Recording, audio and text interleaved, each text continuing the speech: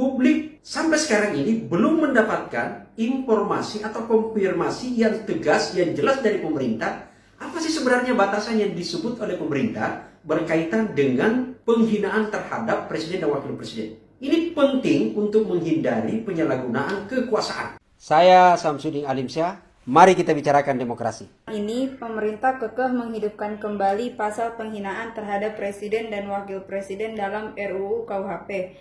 Apa yang dimaksud penghinaan oleh pemerintah dan apa bedanya dengan kritik? Makasih, saya kira ini pertanyaan pertama tentu sangat menarik gitu ya. Dan yang kedua agak menggelitik bagi kita semua.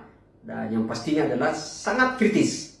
Karena ini berkaitan dengan sesungguhnya memang kalau kita cek jejak dari pembahasan RUU KUHP selama ini adalah selalu menjadi pertanyaan oleh publik yang harusnya direspon cepat oleh pemerintah gitu ya.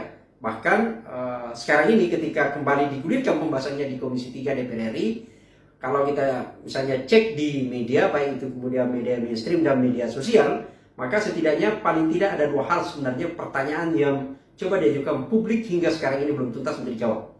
Satu adalah misalnya dalam dua hal itu, pertama yaitu berkaitan dengan apa motif gitu ya. Jadi kalau bicara apa motif itu sebenarnya adalah apa yang melatar belakangi sampai kemudian pemerintah sekarang ini tetap kekeh untuk kemudian menghidupkan kembali pasal penghinaan terhadap presiden dan wakil presiden gitu ya. Bukankah sebenarnya pertanyaan sederhananya adalah bukankah pasal ini pasal yang menjadi warisan, kita kenal sebagai warisan kolonial Belanda, itu sudah dicabut oleh MK di tahun 2006 gitu ya, terus dicabut. Itu kalau kita bisa cek, kalau kita cek di laman MK, putusannya adalah itu nomor, kalau tidak salah nomor 013 garis datar 022 garing PUU garing angka Romawi, garis datar angka Romawi 4 garing tahun 2006. Itu di sana gitu ya putusannya. Menyebutkan bahwa setidaknya ada 3 pasal yang digugat pada saat itu, yaitu adalah pasal 134, pasal 136, dan pasal 137 berdasarkan amar putusan majelis hakim konstitusi pada saat itu menyatakan ketentuan pasal ini tidak mengikat gitu ya. Jadi itu jelas di sana. Artinya bahwa sebenarnya MK sudah mencabut. Bahkan sebelumnya juga sebenarnya institusi negara kita itu sudah pernah melakukan ratifikasi terhadap konvensi di PBB. Hal yang kedua yang dipersoalkan oleh publik adalah soal pendefinisian yang tegas gitu ya. Publik sampai sekarang ini belum mendapatkan informasi atau konfirmasi yang tegas, yang jelas dari pemerintah. Apa sih sebenarnya batasan yang disebut oleh pemerintah berkaitan dengan penghinaan terhadap presiden dan wakil presiden? Ini penting untuk menghindari penyalahgunaan kekuasaan gitu ya. Karena bagaimanapun juga publik kekhawatiran ini bukan muncul begitu saja. Ada trauma, ada pengalaman masa lalu yang kita tahu bahwa pasal ketika ini menjadi pasal karet, maka boleh jadi akan begitu mudah disalahgunakan oleh kekuasaan, siapapun penguasanya nanti, siapapun penguasanya hari ini dan nanti gitu ya, itu bisa menggunakan pasal ini sebagai alat untuk mengekang sikap kritis masyarakat sipil gitu. Maka kemudian publik bertanya, apa sih yang dimaksud definisi penghinaan oleh pemerintah? Ketika publik menyebut bahwa definisi oleh pemerintah, maka yang dimaksud sebenarnya adalah definisi yang dimaksud dalam RUU KUHP ini. Ini penting gitu ya, segera dijawab karena memang kalau tidak maka akan bisa menjadi liar. Ingat, saya menjadi kemudian teringat ketika jangankan publik yang seperti tadi gitu ya. Bahkan kalau kita ingat pada saat pidato Presiden tahun lalu gitu ya, itu kan kemudian menyatakan bahwa oke, ada ajakan kepada publik, saya bersedia dikritik gitu ya. Silakan masyarakat memberi masukan, saran untuk kebaikan dan bahkan bersedia kritik. Tapi apa pada saat itu? Yang menarik adalah, ingat, justru direspon oleh Pak JK gitu ya. Jadi kalau ingat pernyataan Pak JK pada situ, JK itu Yusuf Kala ya gitu ya, Wapres pada saat periode pertama Pak Jokowi Widodo menjabat sebagai presiden gitu ya.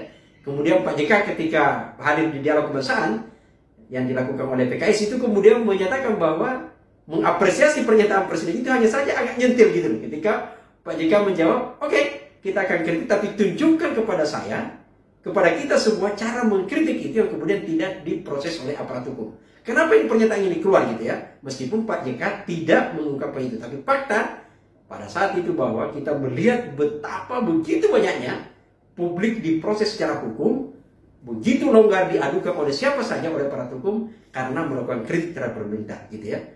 Ada undang-undang IT menjadi jargon untuk kemudian mengekang hak publik, dan itu terjadi sampai sekarang ini gitu ya.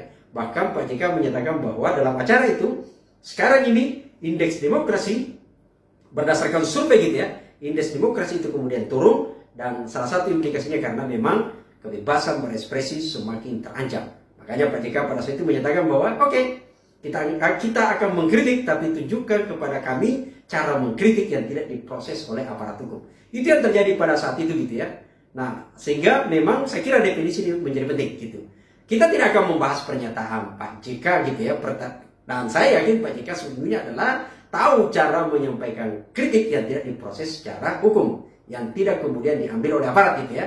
Karena bagaimanapun juga Pak JK bukan orang awam, dan dia adalah mantan wapres 2 kali gitu loh.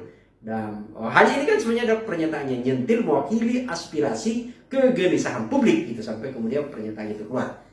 Dan juga yang kedua adalah kenapa kita tidak bahas ini, karena memang juga dari istana sendiri melalui jubir Pak Fajrul Rahman pada saat itu sudah mengklarifikasi cara-cara penyampaian kritik yang tidak diproses secara hukum. Jadi kita tidak akan membahas itu lagi. Termasuk juga kita tidak akan membahas apa sih sebenarnya motif sampai kemudian pemerintah masih bertahan kekeh untuk mempertahankan menghidupkan kembali gitu ya. Itu kita akan bahas pada sisi kedua gitu ya. Sekarang ini baik kita akan membahas berkaitan dengan definisi apa sih batasan yang tegas berkaitan dengan penghinaan terhadap presiden dan wakil presiden. Itu kita akan bahas. Jadi yang akan kita bahas sekarang adalah berkaitan dengan pertanyaan netizen kita adalah tadi, yaitu apa perbedaan penghinaan dan kritik gitu ya. Ingat, saya ingin menggarisbawahi bahwa ini yang diminta publik adalah definisi penghinaan versi pemerintah. Jadi kalau kita bicara yang dimaksud dalam, mungkin yang dimaksud dalam versi pemerintah itu adalah yang ada dalam KUHP, karena memang juga tidak semua bisa mengakses RUU ini meskipun sudah dipublish gitu ya. Nah, tapi yang menjadi penting adalah batasan itu dari pemerintah. Dari pemerintah itu adalah dalam RUU, karena sekali lagi tadi bukan apa-apa ada kekhawatiran multitafsir dan bahkan longgar yang bisa diterjemahkan secara sepihak oleh kekuasaan gitu ya. Tegas saja masih bisa disalahgunakan oleh pemerintah, apalagi tidak tegas gitu. Nah, baik, saya sebenarnya sudah mencoba membaca gitu ya, mencoba menelusuri, membuka, jadi menelusuri dokumen naskah akademiknya gitu ya, lalu kemudian mengecek, jadi baik naskah akademik maupun rancangan undang-undang KUHP yang sudah beredar di publik gitu ya. Coba kita cek di sana, ternyata juga memang secara khusus yang berkaitan dengan penghinaan presiden ini tidak tegas secara definisi gitu ya. Misalnya kalau kita cek dalam naskah akademik yang ada itu dengan jumlah halaman sampai 500, kalau tidak salah 539 halaman gitu ya. Di sana kita coba lihat misalnya di bagian angka Romawi 5 gitu ya, yang membahas tentang jangkauan arah pengaturan gitu ya dan materi muatan gitu. Kita coba cek. Di situ kan sebenarnya misalnya di bagian A ada sasaran apa yang akan dicapai, lalu kemudian arah yang dijangkau dalam pengaturan itu, lalu bagian C adalah di situ sudah dibahas, yaitu ruang lingkup gitu ya, ruang lingkup muatan. Satu adalah di buku 1 berkaitan, kalau misalnya kita menyebut buku 1 itu kan ketentuan umum, definisi gitu ya, penjelasan, istilah apa semua kita cek, khusus yang berkaitan apa yang dimaksud dengan penghinaan kepada presiden dan wakil presiden itu tidak dijelaskan secara detail di bagian ketentuan umumnya. Jadi bukan, definisi tidak masuk di sana gitu ya. Yang kedua adalah kalau kita cek juga di buku 2, nah di sana dijawab. Jadi buku 2 itu mengatur tentang tindak pidana gitu ya. Ada banyak hal dalam di situ dibahas, misalnya tindak pidana terhadap keamanan negara yang termasuk dalam tindak pidana ideologi gitu ya.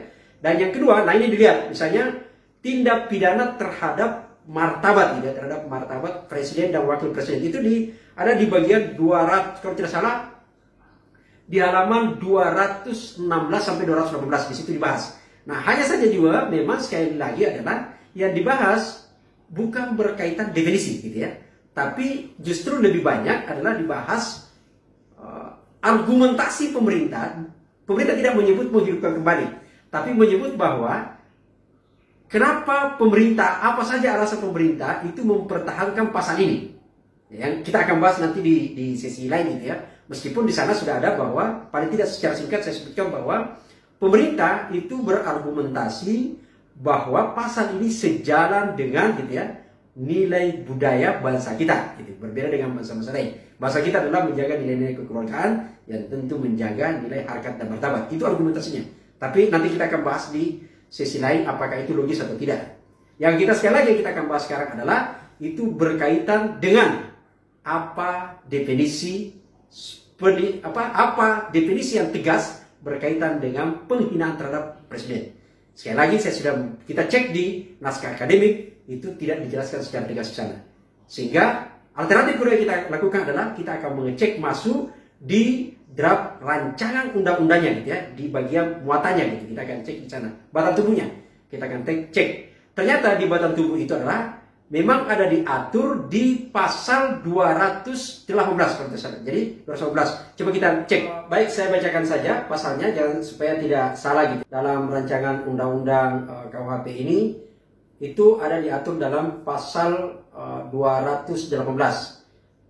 Saya bacakan misalnya di ayat 1 gitu ya, menyebutkan bahwa setiap orang yang di muka umum menyerang kehormatan gitu ya, kehormatan atau harkat dan martabat diri presiden dan wakil presiden dipidana dengan pidana penjara paling lama 3 tahun 6 bulan gitu ya, atau pidana denda paling banyak kategori 4 gitu ya. Itu di ayat 1. Ayat 2 disebutkan di sana bahwa ayat 2 tidak merupakan penyerangan kehormatan. Jadi tidak merupakan penyerangan kehormatan atau harkat dan martabat sebagaimana dimaksud pada ayat 1 yang tadi gitu ya. Jika perbuatan dilakukan untuk kepentingan umum. Catat, jika dilakukan untuk kepentingan umum atau atas nama atau pembelaan diri. Itu di pasal 218 gitu ya. Nah, yang kedua adalah ada di pasal 219. Coba kita lihat gitu ya. Jadi tadi 219, kemudian di pasal 219. Setiap orang yang menyiarkan, mempertunjukkan atau menempelkan tulisan atau gambar sehingga terlihat oleh umum gitu ya, memperdengarkan rekaman sehingga terdengar oleh umum atau menyebarluaskan dengan sarana teknologi informasi yang berisi penyerangan gitu ya, kehormatan atas harkat dan martabat terhadap presiden dan wakil presiden itu dengan masuk agar diketahui atau lebih diketahui umum dipidana penjara paling lama 4 tahun 6 bulan gitu ya, atau pidana denda paling lama dalam kategori 4. Itu itu pasal 219 gitu. Nah, dalam pasal 220 dinyatakan bahwa tindak pidana sebagaimana dimaksud gitu ya. Jadi tindak pidana sebagaimana dimaksud dalam pasal 218 dan 219 hanya dapat dituntut berdasarkan delik aduan gitu ya, berdasarkan aduan gitu ya. Jadi dituntut berdasarkan aduan. Nah, sobat sekalian, masih di pasal 220 tadi, di ayat 2 itu menyatakan bahwa pengaduan sebagaimana dimaksud pada ayat 1 dapat dilakukan secara tertulis, jadi bisa tertulis oleh presiden dan wakil presiden. Jadi, karena dianggap personality, delik aduan, maka seorang presiden, siapapun presidennya nanti gitu ya, itu presiden sekarang atau presidennya nanti itu akan bisa saja melaporkan seseorang, tapi tidak bisa diwakili. Melaporkan bisa tertulis dan tidak tertulis gitu ya. Nah, di bagian penjelasan itu ada. Jadi misalnya penjelasan berkaitan dengan pasal, kalau kita cek di bagian penjelasan undang-undang ini, RUU gitu ya, yang dimaksud dengan menyerang kehormatan atau harkat dan martabat diri, pada dasarnya gitu ya, merupakan penghinaan yang menyerang nama baik atau harkat diri presiden dan wakil presiden di muka umum, termasuk meminta gitu ya, dengan termasuk menista gitu ya, dengan surat atau memfitnah atau menghina dengan tujuan memfitnah ya, itu ada. Ketentuan ini tidak dimasukkan untuk meniadakan atau mengurangi kebebasan mengajukan kritik atau pendapat yang berbeda atas kebijakan pemerintah. Jadi Bukan definisi kebijakan ya, dia hanya disebutkan bahwa tidak gitu. Jadi kalau itu kritik maka itu tidak termasuk itu. Itu yang di bagian penjelasan gitu. Saya kira dalam undang-undang ini tegas ya bahwa yang dimaksud itu adalah penghinaan terhadap presiden tidak termasuk kalau itu berkaitan dengan kritik atau dalam konteks pembelaan diri. Itu poin pertama. Yang kedua adalah juga hanya boleh, jadi kalau dulu bisa, karena sebelumnya disebut di sana adalah ini adalah, kalau sekarang ini adalah yang dia juga itu delik aduan, kalau dulu ada delik biasa, siapa saja bisa relawannya Pak Jokowi itu, dan itu pernah terjadi gitu ya, relawannya Pak SBY kalau sebenarnya itu masih dia presiden dulu, maka itu bisa saja adalah, atau siapa saja mewakili untuk melaporkan. Tapi kalau delik aduan yang bersangkutan yang harus melaporkan, bukan berarti tidak, tapi harus yang bersangkutan. Itu soal mekanisme, makanya banyak menyebut ini soal mekanisme saja. Sampai ada banyak hal yang menyatakan kritik kenapa harus dihidupkan. Tapi itu kita akan bahas di sesi kedua gitu ya. Nah, ingat ini seperti saya sebutkan tadi ya, ini adalah delik aduan ya, jadi bukan delik biasa, bukan delik umum gitu.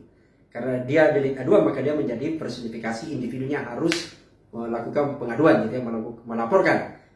Meskipun disebutkan di pasal 220 itu boleh saja dalam bentuk tertulis. Masalahnya sebenarnya kemudian adalah kita belum tahu siapa yang akan menjadi presiden nanti gitu, karena ingat ketentuan undang-undang ini tidak berlaku hanya pada periode sekarang. Yang sekarang pun juga kita belum tahu apakah tidak akan melaporkan dan seperti apa karakter itu gitu ya. Jadi ya harusnya yang kita pikirkan bukan, jangan sampai kita seolah-olah bahwa undang-undang ini hanya menyelamatkan atau mengatur untuk periode sekarang gitu, karena kitab undang-undang ini kan berlaku bukan hanya setahun, 2 tahun, 3 tahun, ini berlaku sangat lama sekali gitu ya. Nah, sehingga kita tentu harus hati-hati. Kita belum tahu seperti apa karakter presiden nanti. Jangan sampai justru semoga saja kita tidak menemukan bagaimana kalau ternyata presiden kedepannya nanti itu adalah justru adalah yang memiliki karakter yang baper gitu ya, lebay dan macam-macam. Yang paling berbahaya sebenarnya adalah kalau kemudian, dan semoga saja kita tidak mengalami itu gitu ya. Kalau ternyata tiba-tiba pemimpin itu yang ditakdirkan menjadi pemimpin Indonesia adalah orang yang memiliki karakter otoritarian gitu ya, itu justru jauh lebih berbahaya. Ingat dalam teorinya gitu ya, pemimpin yang otoritarian itu justru akan kecenderungannya memperalat negara, memperalat hukum itu untuk melanggengkan kekuasaannya gitu ya. Jadi itu kita agak hati sebenarnya dengan pasal ini gitu, karena boleh jadi apalagi memang betul disebutkan di sana bahwa ini bukan lagi delik biasa gitu ya, bukan delik umum, tapi ini adalah delik aduan. Tapi ingat, ketahuilah bahwa contoh sederhana, polisi itu siapa sih gitu ya? Karena ini kan hubungannya nanti adalah kepada aparat penegak hukum. Kalau kemudian ternyata misalnya seorang presiden yang kita berikan contoh tadi gitu, yang baper dan macam-macam, bahkan yang otoritarian, itu kemudian melaporkan seseorang gitu ya. Lalu kemudian yang akan menguji apakah memenuhi unsur atau tidak itu kan aparat penegak hukum. Apa iya? Meskipun kita tahu bahwa polisi itu akan bekerja profesional, idealnya bekerja secara independen gitu ya. Tapi apakah iya kalau seorang presiden itu kemudian melaporkan sesuatu, bisa tidak disebut tidak memenuhi unsur? Bisa tidak disebut tidak memenuhi bukti gitu ya, sorry. Itu kan konteksnya menjadi agak problem kalau kita bicara dalam konteks tadi yang saya sebut adalah pemimpin otoritarian. Saya kira sebenarnya diskusi kita yang menjadi penting sekarang ini adalah pertanyaan sederhananya, tapi krusial. Mengapa penting diatur sebenarnya pasal terhadap penghinaan kepala negara, penghinaan kepada presiden dan wakil presiden? Bukankah sebenarnya gitu ya, seorang kepala negara, seorang presiden itu kan memang harus siap dikritik gitu, harus siap dicaci maki. Yang menjadi penting adalah kan sebenarnya kan gini, saya kira ini soal inilah, tidak ada semua orang yang menjabat itu kan sebenarnya harus siap gitu ya, karena memang dalam posisinya sebagai pejabat publik. Dan kita sudah banyak juga pengalaman bahwa kalau seseorang itu tidak menjabat, ya kan juga tidak dikritik. Hanya orang gila lah saya kira yang akan mengkritik orang yang sudah tidak menjabat. Kita lihat saja SBY yang sudah turun sudah berakhir menjadi presiden itu kan sekarang siapa yang mengkritik lagi? Selain berkaitan dengan sebagai majelis tinggi di partai politik gitu ya, tapi berkaitan dengan jabatannya kan sudah tidak ada gitu. Bahkan orang memuja gitu ya, misalnya ada banyak hal. Orang mengingat masalahnya yang baik-baik. Jangankan itu, Soeharto juga seperti itu kan, banyak yang hampir tidak ada lagi yang mengkritik dalam posisi kebijakannya. Nah, dalam konteks itu, maka sebenarnya pemerintah sekarang ini kita lihat sadar saja bahwa kalau Anda mau jadi pemerintah, Anda mau menjadi pejabat publik, ya Anda harus siap dikritik. Dan kritik itu akan berakhir sendirinya ketika Anda sudah berakhir menjadi pejabat.